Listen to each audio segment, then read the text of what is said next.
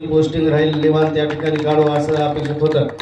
सुरुवातीला लोकसभेला सुद्धा आमच्या दोघांच्या पण बदल्या होणार होत्या, संगेवार मॅडम आणि माझी, परंतु आयोगानं SDO यांच्या बदल्या केल्या, त्यावेळेस मी राहिलो. परंतु निवडणुकीच्या निर्देशानुसार माझी लोकसभेला इथं सरांसोबत काम करण्याची संधी मिळाली आणि विधानसभेला माझी भोकर येथे बदली झाली.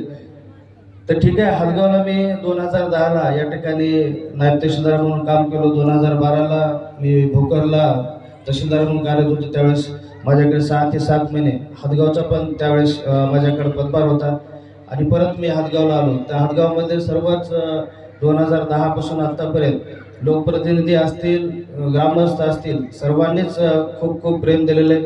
मुतखडे साहेब म्हणल्यासारखं, मुतखडे साहेब म्हटले की मी पुन्हा यावं की नाही असं वाटतंय, परंतु मी तुम्हाला सांगतो नक्की मी एक दिवस SDO हदगाव म्हणून या ठिकाणी पुन्हा मी या ठिकाणी येईल आणि मला ते काम करायला सुद्धा या ठिकाणी आवडेल. मी परत एकदा जास्त वेळ न घेता सर्वांचे, आयोजकांचे या ठिकाणी आभार व्यक्त करतो आणि नक्की तुम्हाला आश्वासन देतो की पुन्हा मी कोणत्या ना कोणत्या स्वरूपामध्ये हदगावला एक वेळेस काम करण्यासाठी नक्की येईल. धन्यवाद. आमचे सर्व नागरिक बंधू भगिनींनो, आज या ठिकाणी आपण मुतखेडे साहेब आणि गुंडोमवार साहेब यांना निरोप देण्यासाठी आणि नवीन CDPO मॅडम यांचं स्वागत करण्यासाठीचा हा कार्यक्रम ठेवलेला होता. सरकारी अधिकारी किंवा कर्मचारी म्हणलं की बदली ही न चुकणारी गोष्ट आहे आणि बदली झाल्याच्या नंतर ज्या विभागामध्ये ते अधिकारी किंवा कर्मचारी काम करतात त्या ठिकाणचे कर्मचारी किंवा स्टाफ त्यांची इच्छा असो किंवा नसो, एक परंपरा म्हणून त्यांचा निरोप समारंभ घेतात. परंतु या ठिकाणी आज आपण गावकऱ्यामार्फत या 2 अधिकाऱ्यांचा निरोप समारंभ ठेवलेला आहे. तर खरोखरच डॉक्टर साहेब ही त्यांच्या कामाची पोचपावती आहे. तालुक्यातून अनेक या ठिकाणी कार्यकर्ते, सामान्य नागरिक आले, त्यांचे डोळे पाणावले. काय भावना आहेत, काय वाटतं? हदगाव तालुक्यामध्ये यापूर्वी सुद्धा मी 2010ला नायब तहसीलदार म्हणून कार्यरत होतो.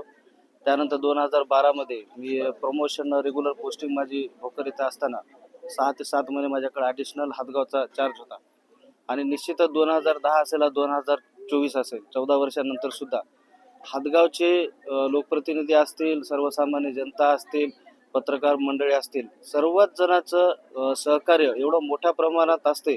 हदगाव तालुका तसा नांदेड जिल्ह्यामध्ये जर बघितला भौगोलिकदृष्ट्या तर किनवटच्या नंतर 2 नंबरचा तालुका आहे. एवढं मोठं क्षेत्र आहे, मोठा गाव आहे, जवळपास 125 या ठिकाणी ग्रामपंचायती आहेत. एवढ्या मोठ्या तालुक्यामध्ये काम करत असताना लोकांचं सहकार्य मिळणं अधिकाऱ्यांना, कर्मचाऱ्यांना अपेक्षित असते आणि ते इथं मोठ्या प्रमाणात सहकार्य तर मिळतेच, परंतु प्रेम सुद्धा मिळते. आज निरोप देताना आम्हाला सुद्धा निरोप घेताना दुःख या ठिकाणी आम्हाला होत आहे आणि बदली सुद्धा निवडणुकीच्या नियमानुसार आमची या ठिकाणाहून विधानसभेच्या वेळेस बदली झालेली आहे. परसा ग्रामस्थ असतील, आजूबाजूच्या असतील, आमच्यावर प्रेम करणारे सर्व मंडळी असेल, विशेषतः निमडगे ताई असतील, दैवाते पत्रकार असतील, यांचं सर्वांचं मी आज मुतखेडे साहेब असतील त्यांच्या वतीनं मी आमचा जो कार्यक्रम या ठिकाणी आयोजित केला त्याबद्दल मी सर्वांचे या ठिकाणी आभार व्यक्त करतो. आणि निश्चित एक गोष्ट मी सांगतो, माझं 1-2 वर्षामध्ये या ठिकाणी पदोन्नती होणार आहे आणि भविष्यामध्ये एक वेळेस मला हदगाव उपविभागीय अधिकारी म्हणून काम करण्याची संधी मिळेल आणि ते काम करण्यासाठी मला आवडेल, एवढं मी सांगतो लोकांना. तहसीलदार म्हणून जरी लवकर गेलो तर उपविभागीय अधिकारी म्हणून या ठिकाणी मी माझा कार्यकाळ पूर्ण करेल असं मी सर्वांना आश्वस्त करतो. धन्यवाद. सर्वप्रथम मी हदगाव तालुक्यातील सर्व तमाम जनतेचं मी ऋण व्यक्त करू इच्छितो, आभार व्यक्त करू इच्छितो. कारण मला 2019 ते 2024 या कालावधीमध्ये हदगाव तालुक्यामध्ये CDPO तसेच प्रभारी गट विकास अधिकारी म्हणून मला काम करण्याच्या ठिकाणी संधी मिळाली आहे आणि या काम करते वेळेस मला हदगाव तालुक्यातील तमाम जनता असेल, तमाम लोकप्रतिनिधी असतील, पत्रकार महोदय असतील, सर्व बाबीतील सर्व घटक असतील, त्या सर्वांचं मला भरभरून प्रेम आणि सहकार्य मिळालं आहे. त्याबद्दल मी यांचा शतशः ऋणी राहील आणि नक्कीच मला सांगेल की या ठिकाणी मला काम करताना जे प्रेरणा मिळाली, लोकांतूनच प्रेरणा मिळाली, त्या प्रेरणेच्या माध्यमातून आपण या ठिकाणी 50 पेक्षा अधिक अंगणवाडी केंद्र डिजिटल केले आहेत.